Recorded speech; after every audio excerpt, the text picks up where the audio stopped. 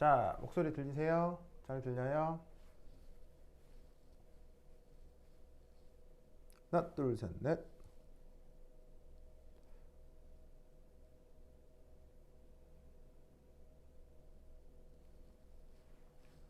오케이. 자, 그 다음 어디 읽어보시냐면, 우리 지금까지 했던 게 연력학체 1법칙, 그리고 연력학체 2법칙이었죠? 자, 마지막으로 연력학법칙에 제 3법칙이 있거든요. 그걸 좀 살펴보도록 하겠습니다. 이 연력학체 3법칙이 나오게 된 그 근거에는, 아니, 그 근거란다. 그 어떤 이유에는 바로 절대 엔트로피라고 하는 개념이 있기 때문인데, 자, 이게 뭐냐?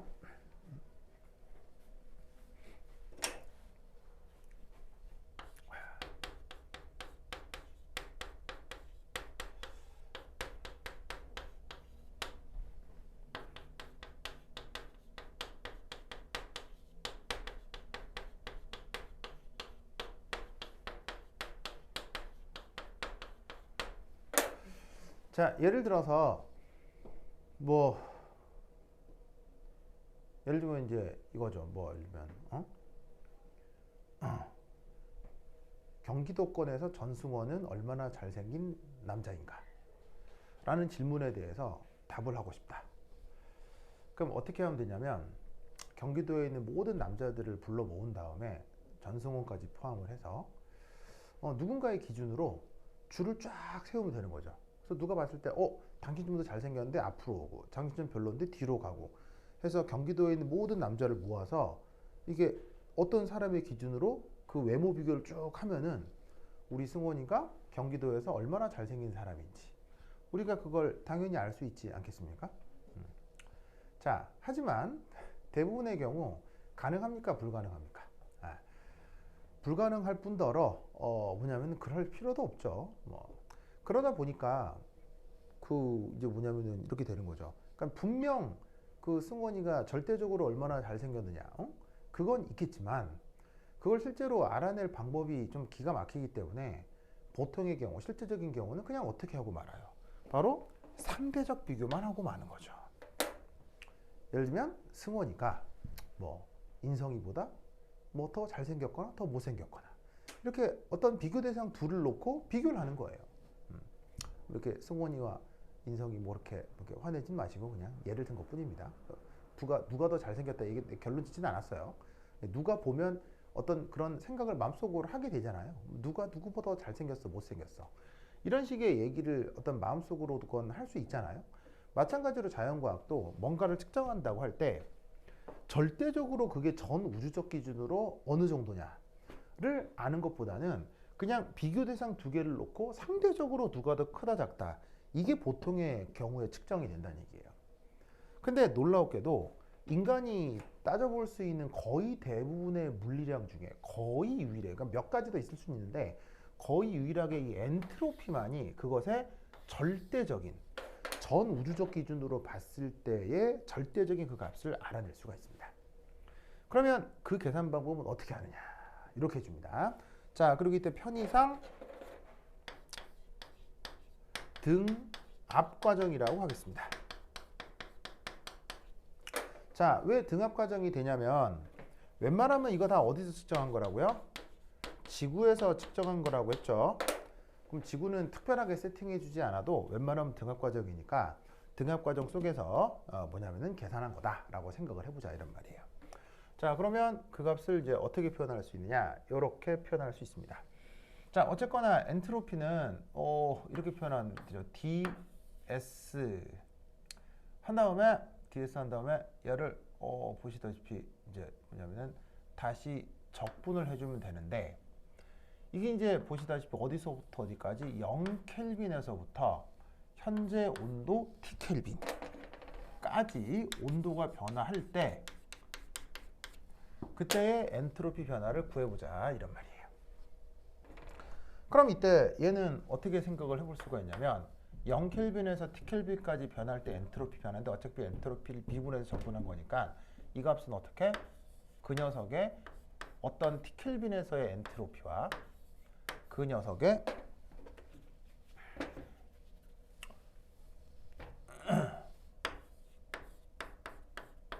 바로 0켈빈에서의 온도 차이. 그리고 이때 나와 있는 이 S라고 한 요 값을 요걸 이제 절대 엔트로피라고 하는 거예요. 그래서 0켈빈에서의 절대 엔트로피에서 T켈빈에서 절대 엔트로피를 뺀 게 그게 바로 0켈빈에서 T켈빈까지의 이 엔트로피 차이다. 이렇게 이제 생각을 해볼 수가 있는 거죠. 그럼 이때 얘는 어떻게 구할 수가 있느냐? 바로 이렇게 생각해 볼 수가 있겠네요. 인티그럴 0에서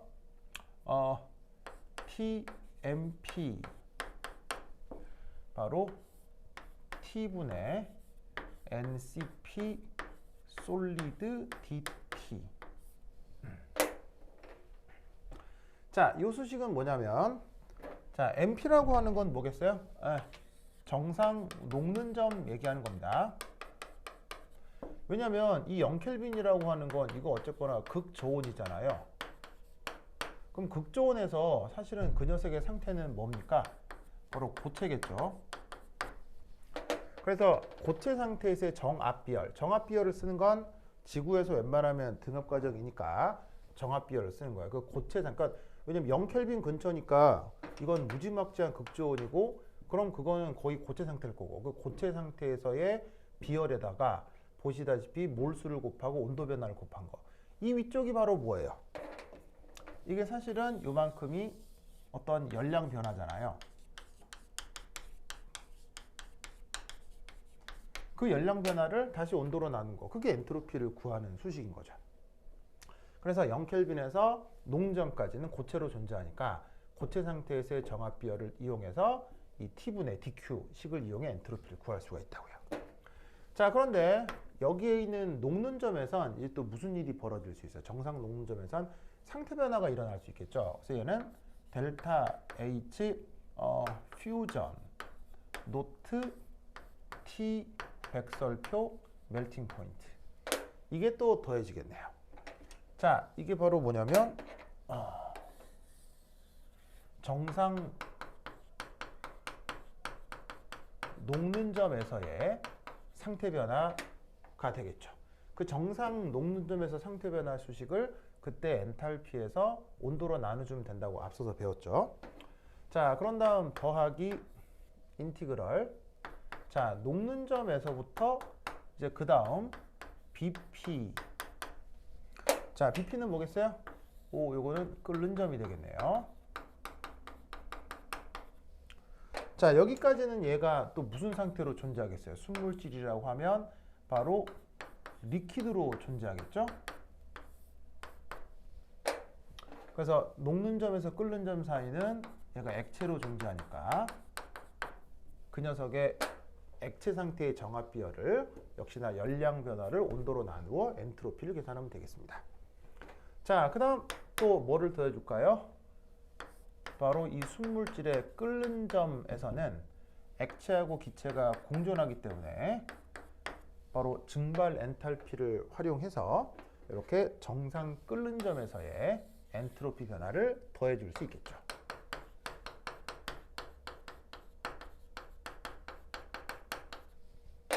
그리고 그 정상 끓는 점이 넘어서게 되면 바로 그 정상 끓는 점으로부터 현재 어떤 온도 T에서는 NCP 가스의 비열이 있겠죠. 그때의 열량 변화를 온도로 나누어 주시면 엔트로피 변화를 계산할 수 있겠습니다. 여기에는 요 T가 지금 현재 온도라고 가정을 해보죠.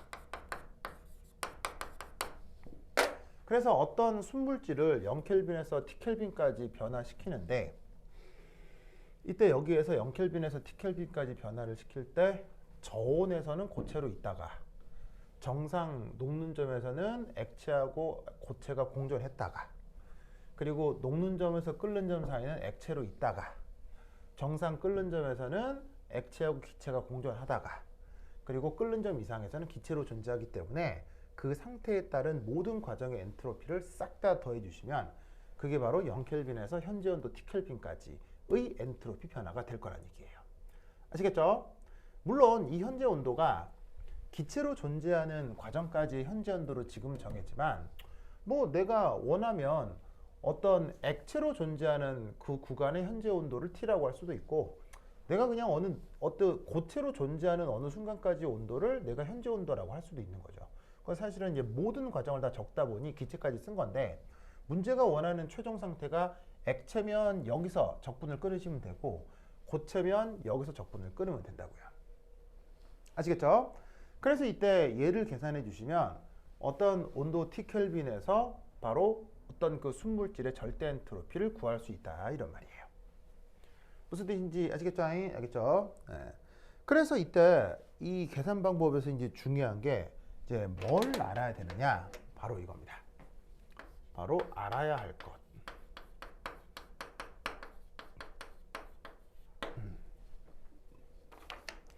자, 어떤 데이터를 알아야 순물질에서 저런 그 어떤 계산을 할 수 있는지 요거를 이제 하나하나 살펴보자, 이런 말이죠. 자, 우선 첫 번째는 이게 되겠습니다. 당연히 연력학적 데이터를 알아야 이 적분이 가능하겠죠. 자, 연력학적 데이터라는 게 뭘 얘기하냐면요, 바로 비열 혹은 상전이 온도를 얘기하는 겁니다. 그 다음에 그때의 뭐냐면은 그때 이제 엔탈피 변화, 이런 것 등을 알아야 된다는 얘기예요. 바로 적분을 하려면 보시다시피 여기 비열, 비열 이런 거 알아야 되고요. 그 다음에 상전이 온도니까 이때 정상 녹는 점, 정상 끓는 점, 이런 거 알아야 된다는 얘기예요. 그리고 그때 정상 녹는 점에서 융의 엔탈피나 아니면 증발 엔탈피, 그걸 알아야 된다, 이런 얘기죠. 이건 당연하지 않겠습니까? 자, 그 다음 두 번째는 이제 또 뭐가 필요하냐면 바로 0켈빈 근처에서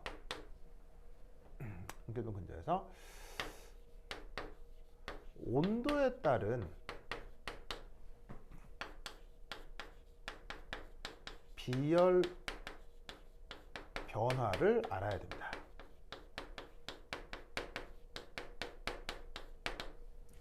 자, 이게 무슨 말이냐면, 이게 상온 근처에서는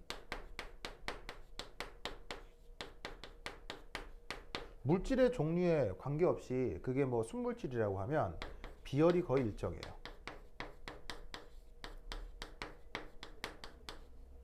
그런데 이게 저온 조건에서는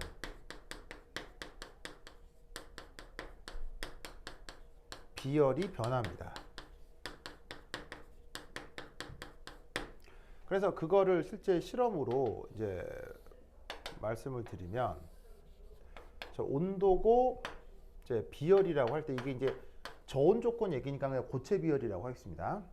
그러면 어떤 고체 상태의 비열이 보시다시피 온도가 좀 높을 때는 거의 일정해요. 변화가 없어요.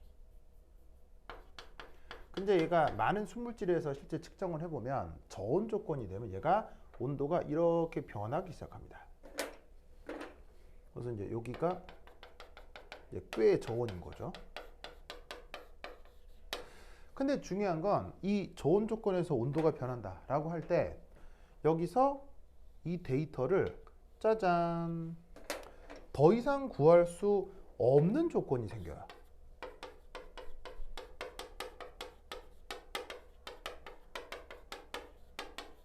이 비열 변화를.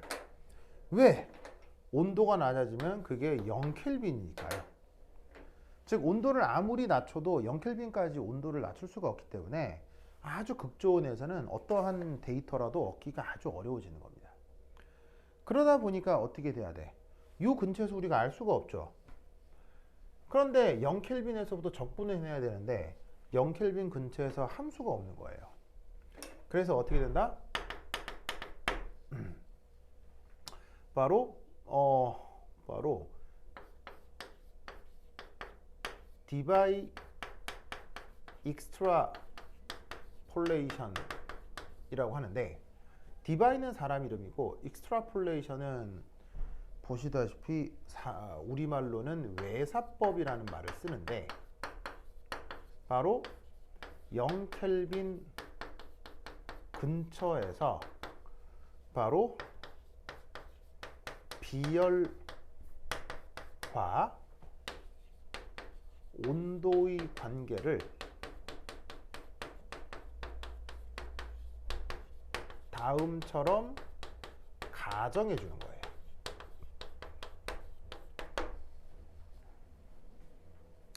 그걸 이제 디바이라는 물리학자가 저걸 처음 했기 때문에 쟤를 이제 디바이 외사법이라고 표현을 하는데, 그 가정식이 바로 뭐다 이겁니다.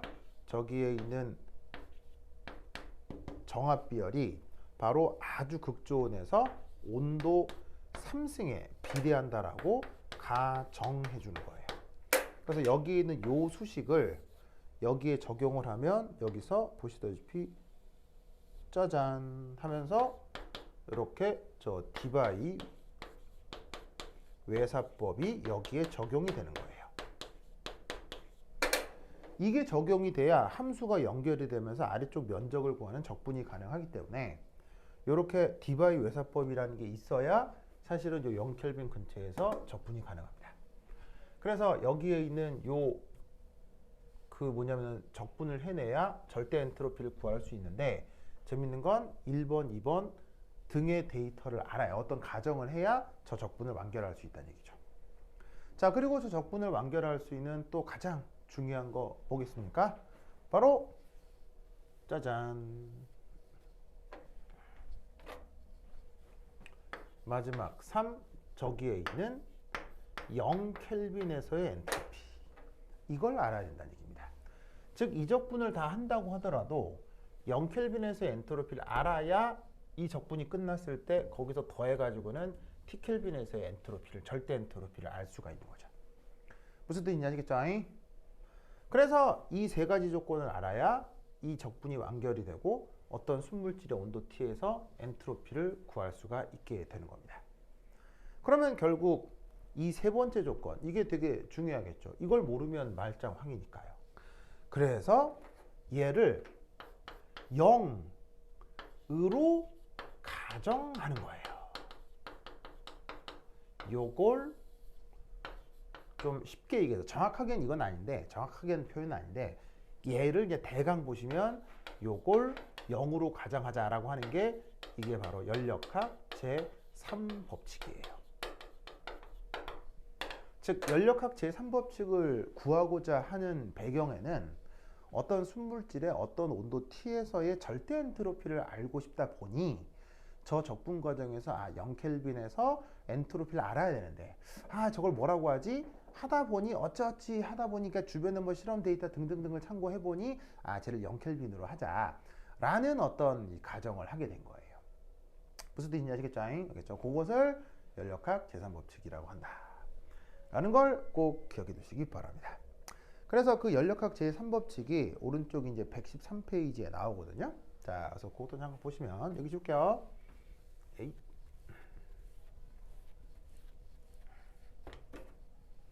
4.3에 보시면 연력학 제3법칙. 자, 그 연력학 제3법칙 나오는 거 보이시죠?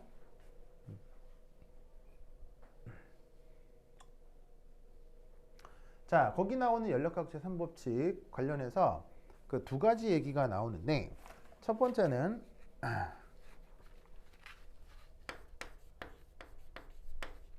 네른스트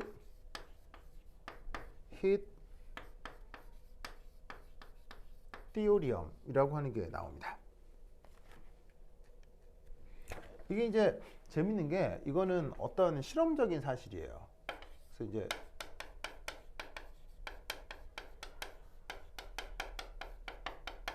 경험적인 사실이다 보니까 이 네른스트 히트 디오리움이라고 하는 건 얘는 증명할 수 있는 건 아닙니다.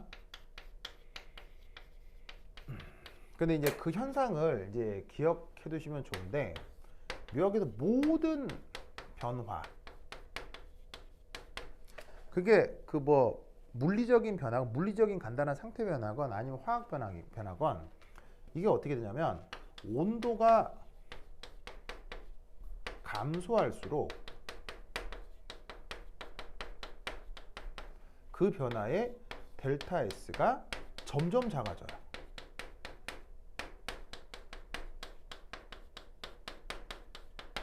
그리고 어떻게 되냐면 심지어 얘가 0으로 수렴해요. 모든 변화의 엔트로피가.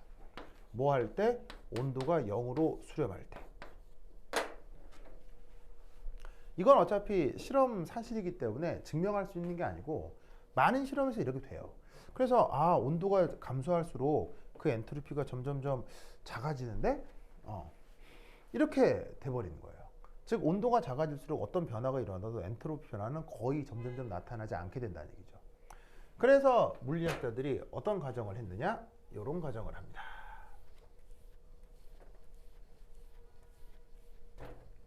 바로 두 번째, 여기서 등장하는 게 바로 연력학 제3법칙인데 바로 0켈빈에서 완벽하게 존재하는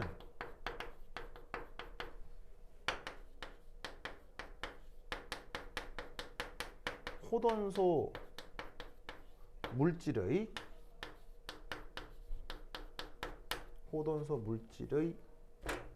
고체 결정의 엔트로피를 0으로 가정하자는 얘기예요. 자, 우선 0켈빈이니까 고온이에요, 저온이에요? 극단적인 저온이죠. 그럼 고체겠지. 그럼 고체에서 존재하는 그 호돈소 물질의 엔트로피를 0으로 가정하자는 거예요. 그럼 어떻게 된다? 0켈빈의 모든 화합물 역시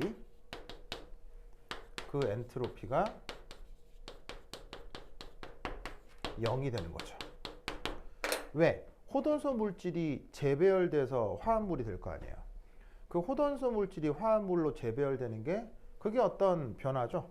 근데 온도가 낮아질수록 엔트로피 변화가 없어진다고 했으니까 호돈소 물질의 엔트로피를 0이라고 했을 때 화합물의 엔트로피도 0이라고 해야 호돈소 물질이 화합물로 변할 때 엔트로피 변화도 0으로 수렴하게 될 거 아니에요. 그래서 결국 요렇게 가정하는 걸 연력학 제3법칙이라고 합니다. 그래서 어떻게 된다? 0켈빈에서 어떤 호돈소 물질이 됐건 순물질이 됐건 뭐 화합물이 됐건 그 엔트로피를 0으로 잡을 수가 있는 거예요. 그러면 이 적분을 완결할 수가 있죠. 그래서 그냥 간단하게 0켈빈에서 순물질의 뭐 엔트로피가 0이다 이렇게 생각하셔도 되고요. 그래서 저렇게 엔트로피는 절대적인 값을 알 수 있다라는 걸 기억해 두시면 되겠습니다. 자, 이렇게 해서 오늘 엔트로피 문제 풀었고요. 학교에 가서 그 수업이 어떻게 진행되는지 좀 말씀해 주시고요. 그러면 또 관련해서 제가 자료 만들어 드리도록 하겠습니다. 그럼 오늘 여기까지. 다음 시간에 봅시다. 안녕.